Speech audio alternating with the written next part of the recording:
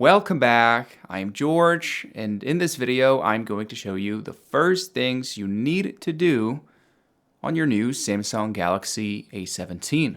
I have customization settings, I have improvements for your user experience, and of course I have lots of interesting features that are disabled by default, and that will make your new phone feel and be 10 times better. But anyways, that being said, and without any further ado, let's begin with the first thing that I always do on a new phone, which is to come to the settings, then swipe all the way down to About Phone, and then tap right here on Rename, because as you can see, you can name your phone anything you want.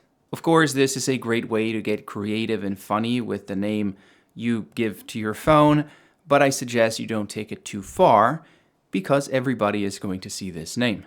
But anyways, that being said, let's now move on to something a little bit more useful, because I'm going to show you how to improve the speed of the fingerprint sensor on the phone. It is pretty fast by default, as you can probably try on your A17, but there is a way to make it more reliable and faster. So let's swipe back to the settings, then tap on Security and Privacy on the main settings page, and then swipe down, there we go, to Screen Lock and Biometrics. And well, once you introduce your PIN, you have to swipe down to Fingerprints, then tap on your fingerprint and remove it. And I know this sounds a little weird. Why would I want to remove my fingerprint? Well, because you added it wrong. There is a secret way to add the fingerprint so it works better. So let's tap on Add Fingerprint, then tap on Continue. And right here, what we're going to do is we are going to use two fingers at the same time to register the, theoretical one fingerprint on the phone. So let's tap right here on Register, using, in this case, one of my fingers on my left hand. There we go. And then I'm going to switch to my right hand.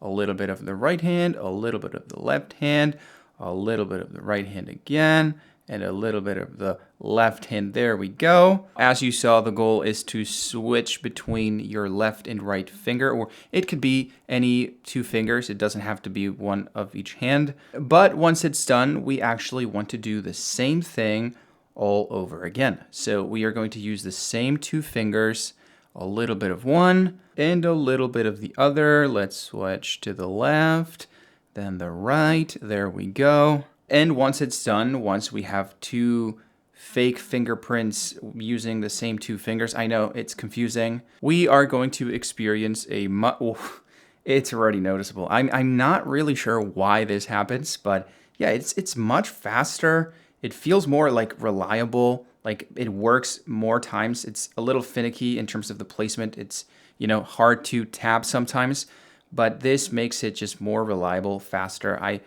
It's maybe not noticeable all the time, but when you've been using the old method for a couple months and you switch to this, you'll definitely notice. But anyways, that being said, let's now come back here to the main settings page, because we have to talk about the very many ways to improve the battery life on this phone. So first of all, let's tap on the battery section, then tap on Power Saving, because, as you can see, very nice feature on Samsung phones, we can customize the specific features that make the power saving mode. So in this case, you can see every limit that will save battery life. In this case, CPU, brightness, screen motion, dark mode. All of these things are going to affect the battery life, but some of these things may matter to you more than others. So in this case, I'm not a big fan of the CPU limit, and I'm not a big fan of the 30-second screen timeout, but everything else I can work with, so this would conform my power saving mode. This way, when you want to save battery life and you turn this on, it is not as inconvenient. Now also here on the main battery settings, let's tap on Battery Protection, because we have three ways to protect the battery life. We have Basic, which is going to essentially stop charging the phone when it gets to 100%. Then we have Adaptive, which is going to stop charging at 80%. And then when you're about to wake up, it's going to charge the other 20%, although I'm not a big fan because it doesn't really, it doesn't really have the ability to know when I'm going to wake up. And then finally, we have maximum, which is the one that I recommend. That's going to let you set a battery charge limit. Now, this phone has pretty good battery life, so you don't really need to go all the way up to 100. So I recommend you set it to 90%. This, trust me, is going to make a huge difference in your battery health. If you set this up at 90%, this phone is going to save a lot of battery health. In 3-4 years, it is still going to be a usable phone. And well, once again here on the main battery settings, let's swipe all the way down because this feature is going to be disabled by default. Show battery percentage. And well, I recommend you turn it on because that way you can see how much battery life you have left. And well, also, this may not be for everyone, but if you charge your phone at night and you don't really need fast charging, I suggest you tap on charging settings and disable fast charging because this is going to heat up your phone and heat up your battery and therefore degrade it sooner. So if you don't really need it, it's better to turn it off. Now, that being said, those are the mainstream known ways to save battery life, but the actual useful ways to get a much better battery life on your phone are not on the battery settings. So let's come back here to the main settings page, then swipe down to notifications right here, and then tap on app notifications. Here you'll find a full list with every single app that's sending notifications to your phone. And something you should know is that the more apps you have turned on this list, the more battery life you'll burn. So ideally, you want to come here and disable everything you don't use.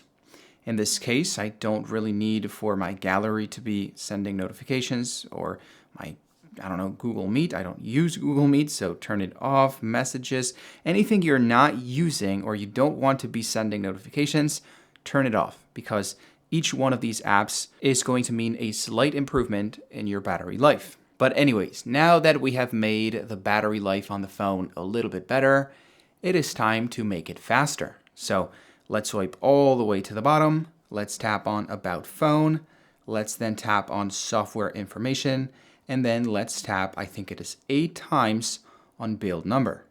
Once you tap 8 times, it is going to ask you for your PIN. Let's tap on Done.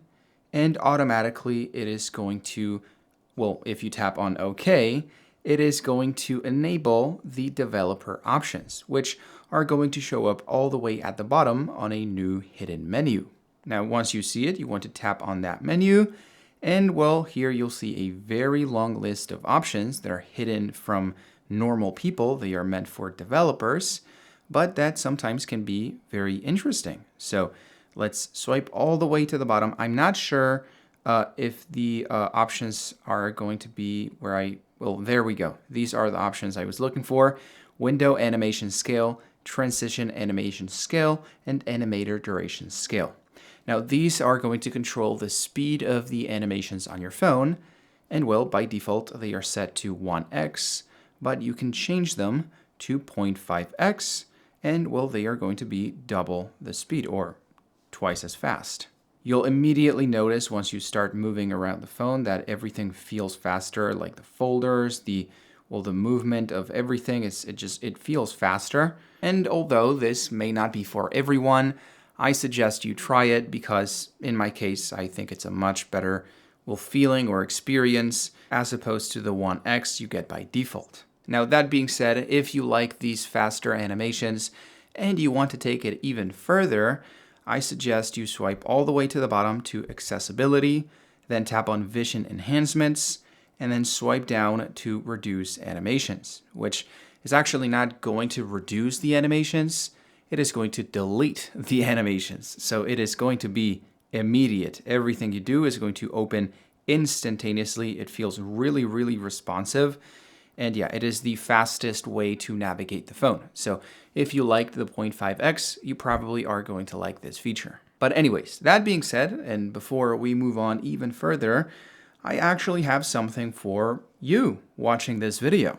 Okay, so a lot of you know me from this channel, whether it is in front of the camera or back there in the top-down shot. But right now, I'm actually building a new channel that's a little bit more ambitious, where I will be needing some extra help. More specifically, I'm looking for a co-host to be in front of the camera with me, and I'm looking for a videographer to shoot the videos. So if by any chance you're interested in being a co-host on a YouTube channel, or you are a videographer, send me an email to this address so we can talk.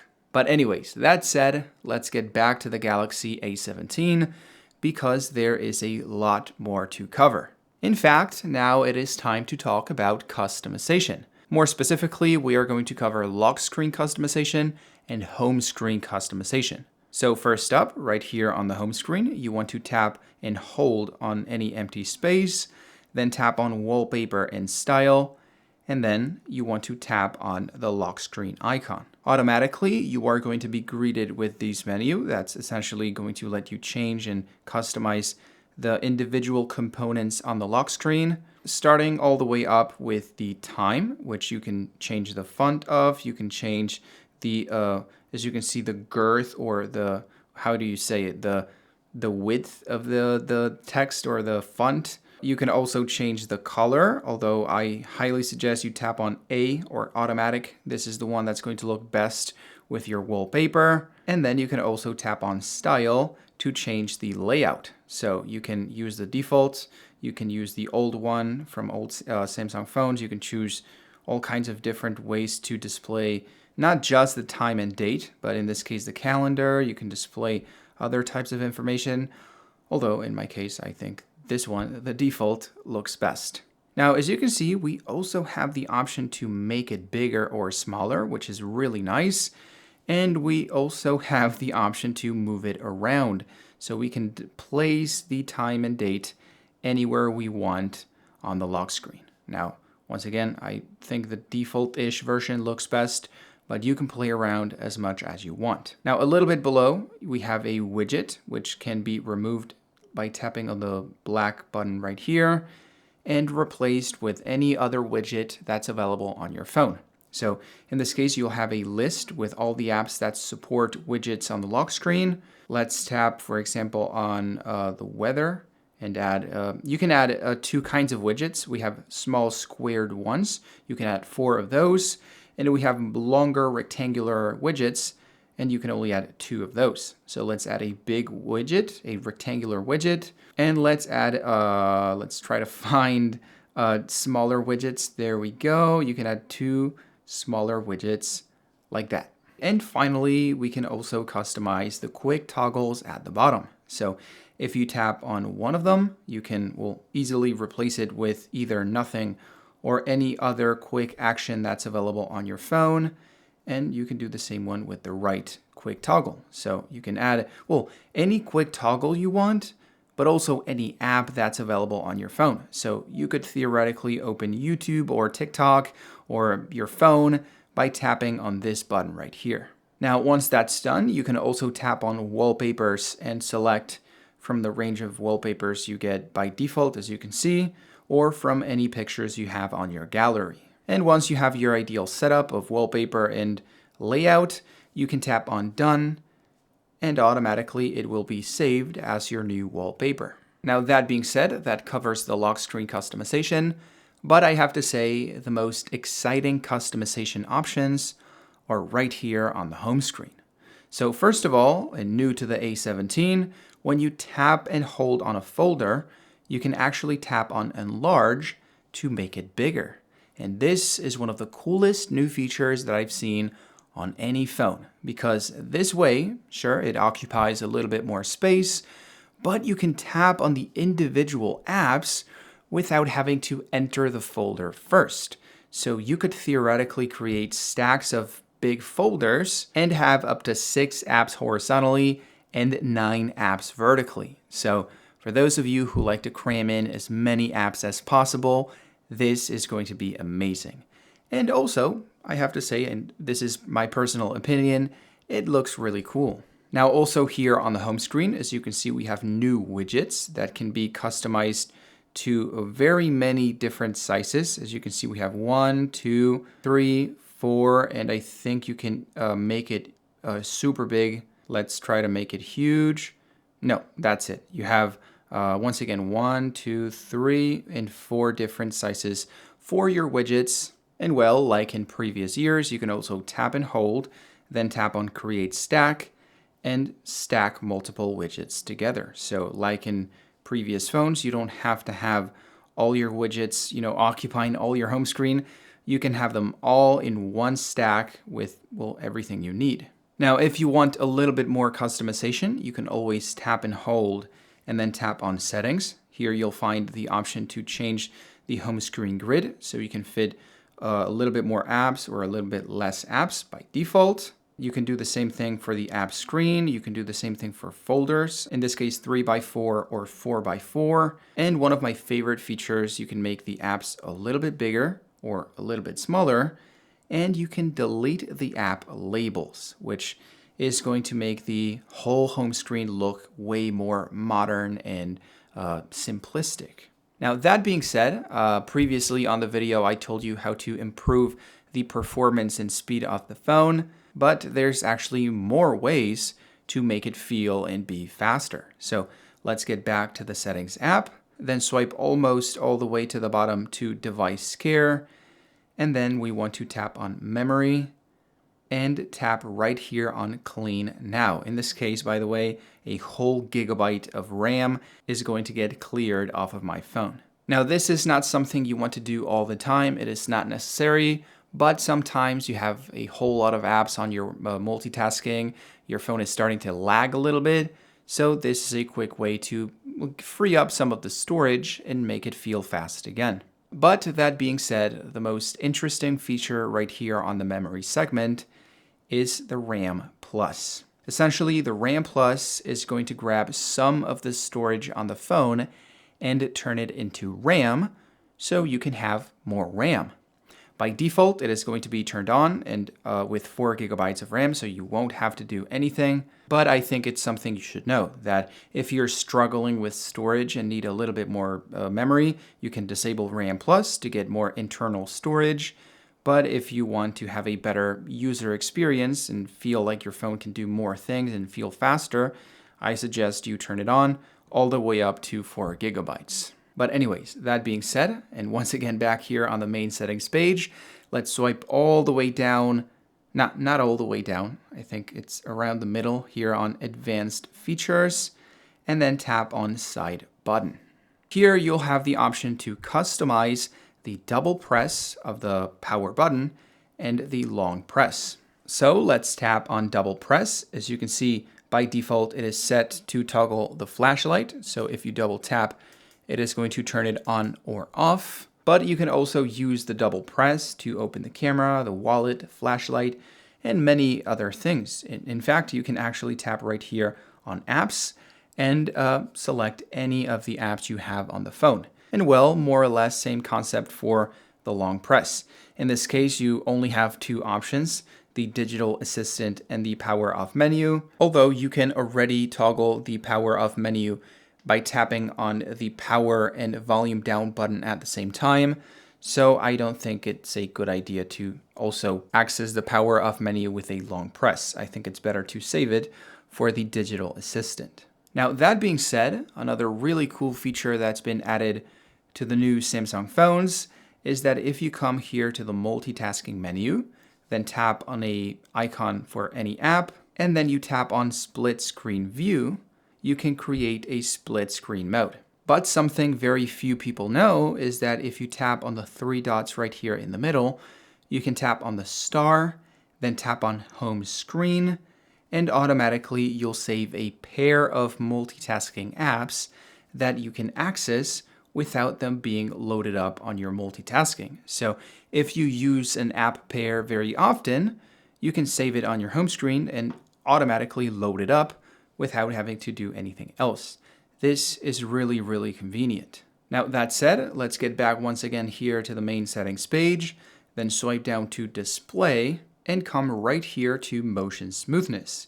I think by default, you'll see it is set to standard at 60 Hertz, but you can tap on high and crank up the display refresh rate to 90 Hertz, which is going to make it feel a little bit smoother. Now, a little bit below, you also have the Eye Comfort Shield, which is going to, as you can see, turn the display into a slightly more orangey, yellowish tone because it is essentially adjusting the lighting to my room's lighting so it is more comfortable to see. And trust me, once you enable this feature and you get used to it, you won't want to go back to the old blue light, inky white colors you had before.